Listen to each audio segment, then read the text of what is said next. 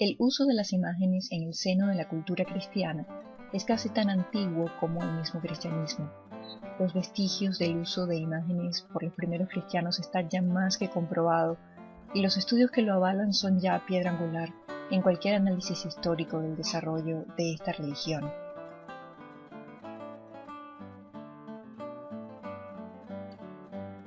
La Reforma luterana del siglo XVI introdujo una serie de cambios significativos en la naturaleza de la imagen religiosa. Mientras Calvino, por ejemplo, rechazaba completamente el uso de las imágenes religiosas, Lutero no.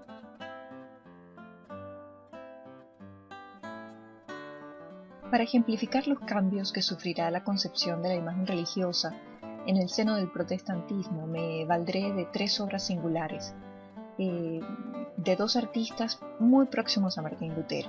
El primero de ellos es Alberto Durero, quizá el artista alemán de mayor celebridad, y Lucas Cranach, el Viejo, un artista tan solo recientemente comprendido y valorado.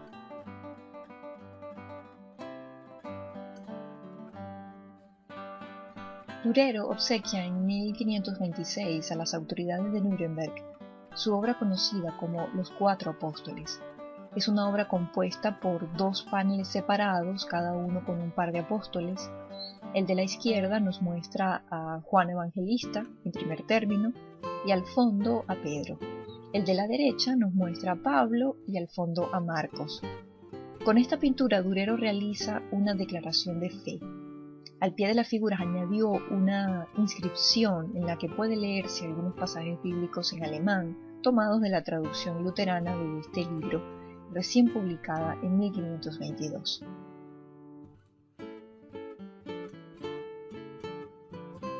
Mucho se ha debatido en torno a la elección de estos personajes, pero creo que es muy posible que la explicación sea más sencilla de lo que parece. Nos inclinamos a pensar que Pedro está allí por su papel de vicario de Cristo y cabeza de la Iglesia, personaje vital en tiempos de amplias críticas al papel de los papas en Roma. Pablo por la cercanía de Lutero a su palabra y teología, Marcos por ser el autor del Evangelio que concuerda más directamente con la teología paulina, resaltando por ejemplo la importancia de la muerte y la resurrección de Jesús, y finalmente Juan por ser quien advierte sobre las inapropiadas interpretaciones de la palabra sagrada y el papel del Espíritu en la correcta lectura.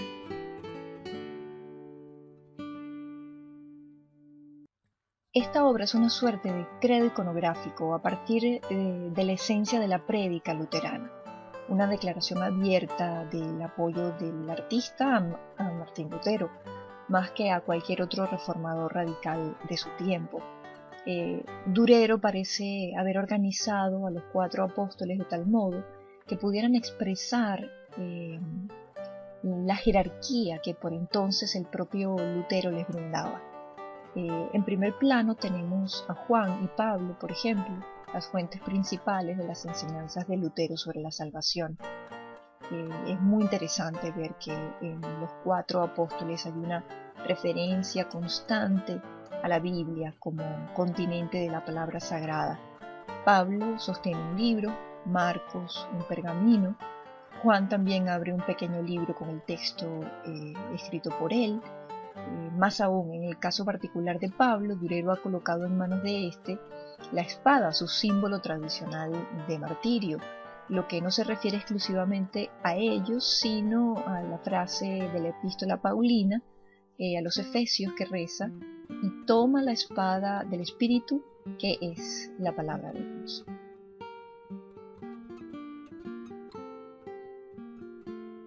Durero parece colocar el énfasis en la autoridad de la Biblia en sí y no en la de sus intérpretes. Después de todo, Lutero había colocado la Biblia como la principal autoridad en materia de salvación. Sola escritura, declarará Lutero como máxima, y esto devendrá en una disminución de la autoridad sobre la ley. Por allí parece dirigirse el propósito de la pintura que estamos considerando.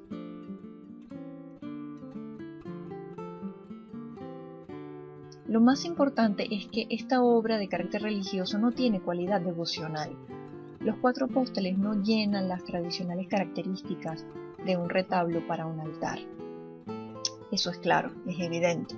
Los Cuatro Apóstoles no es una obra de arte religioso cristiano tradicional y Durero, consciente o no, creaba con ella un nuevo tipo de obra que vendría muy bien al nuevo talante luterano. Es una obra que disuelve las fronteras entre lo religioso y lo secular. Los Cuatro Apóstoles resulta entonces un viraje en la concepción del arte religioso cristiano que no puede soslayarse, plantea una nueva concepción de la imagen religiosa sin duda. Durero no crea con los Cuatro Apóstoles una imagen devocional, tampoco crea un icono a la usanza ortodoxa, crea en cambio una imagen religiosa declarativa, una imagen que expone fundamentos, principios, conceptos, que no apela a la emoción ni al sentimiento, sino a una racional comprensión doctrinal de la fe. Combina la intimidad y sencillez de sus imágenes religiosas más sobrias con el espíritu analítico y crítico propio del humanista.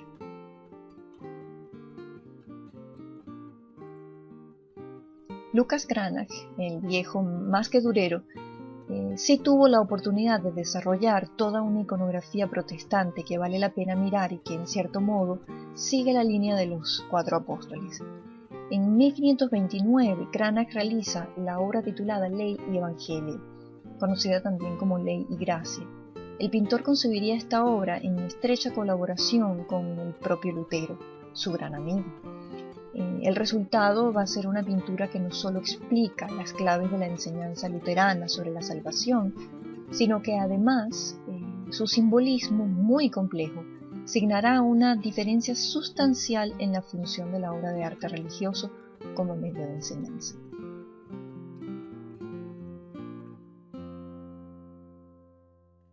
Ley y Evangelio está basada en tres de los elementos básicos de la teología luterana: sola gratia, sola fides, sola scriptura.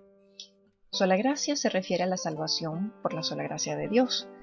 Sola fides se refiere a que la fe, que en sí misma viene de Dios, lleva a un ser pecador a una relación con Dios.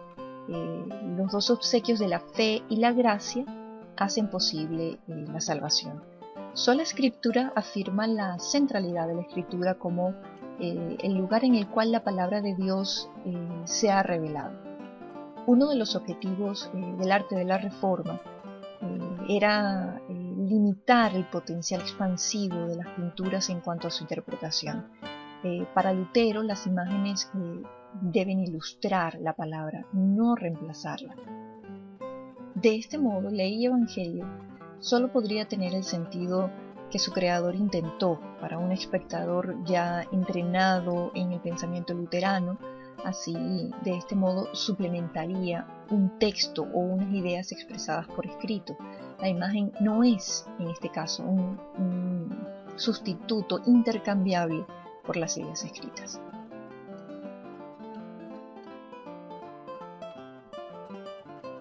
El propósito y la función del arte religioso luterano era guiar al espectador al significado verdadero y simple de la escritura, a un punto teológico fundamental sustentado en este significado.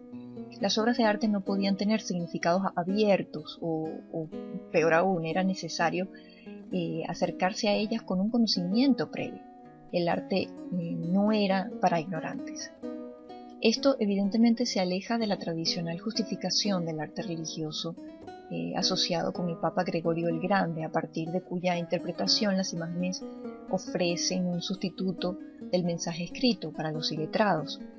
Ley y Evangelio aborda los dos roles que asume Dios como juez y como todo misericordioso, pero desde un punto de vista teológico. Por un lado, debe juzgar y condenar a la humanidad por sus pecados. Al mismo tiempo, muestra misericordia y piedad, garantizando la salvación a los creyentes y pecadores. Solo la ley no llevará al hombre a la salvación. Es indispensable que el creyente reconozca sus pecados y la necesidad de la gracia. No hay duda que Ley y Evangelio es el resultado más notable de la alianza entre Lutero y Cranach, situado este último como el principal hacedor de imágenes al servicio de la teología luterana.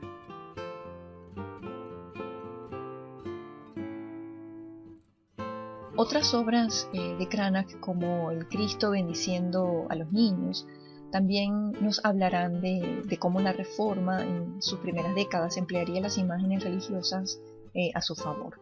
Este tema no fue nada frecuente antes de que Cranach lo hiciera popular, lo cual no deja de ser interesante. Para comprender esta temática debemos abordar lo que exponían entonces los anabaptistas y su negativa a aceptar el bautizo de los niños. Para ellos este debía sustituirse por el bautismo del creyente ya adulto. Aducían que en la Biblia no había ninguna referencia al bautismo infantil y que de hecho Cristo había sido bautizado siendo un hombre de 30 años. Lutero por su parte formuló una interpretación original del asunto. Explicó que creer no es un proceso intelectual o un tema que pueda aprenderse, por lo tanto era imposible probar que un niño creía como lo contrario. Echó mano a los evangelios. Lutero citó a Mateo, Marcos, a Lucas y demostró cómo Jesús había tenido especial predilección por los niños, bendiciéndoles sin reserva. Por lo tanto, bautizarles era lo correcto y en ello se va a basar justamente Cranach para desarrollar este tema. Más allá de esta interpretación de la escena que Cranach pintará muchas veces luego de 1537, es posible también atreverse a hallar la confirmación de que para Lutero la Iglesia no es intermediario entre el cristiano y Dios mismo. Mientras los apóstoles en la obra se encuentran situados a la izquierda y absolutamente relegados de la acción, Jesús recibe complacido a los infantes de manera directa, sin filtros, sin mediadores. Pedro, por su parte, está entre el grupo de los apóstoles, a un lado, pero su rol en la escena es tan insignificante como el papel de la Iglesia en la relación entre Dios y el individuo dentro de la teología luterana.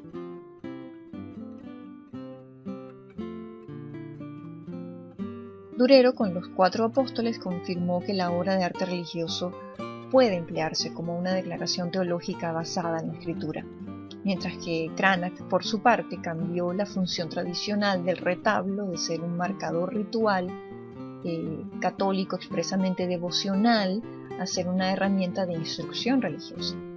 La imagen devocional debía ser sustituida por lo que se ha llamado Merkbild o recordatorio pictórico, por lo que toda interpretación subjetiva por parte del artista no era deseable. Todo aquello más allá de la precisa ilustración de la escritura y su interpretación, en un sentido estrictamente luterano, sería considerado superfluo. Artistas como Durero y Cranach comprendieron tempranamente que la Reforma luterana hizo del cristianismo una religión de la Biblia, enfatizando la veneración de la palabra y que la imagen religiosa debía partir de ese principio. La principal preocupación de Lutero giró en torno a cómo debían emplearse las imágenes y no sobre si éstas debían o no usarse. Con la Reforma luterana entonces se desacraliza la imagen religiosa, la cual va a encargarse a partir de entonces principalmente de tareas de formación.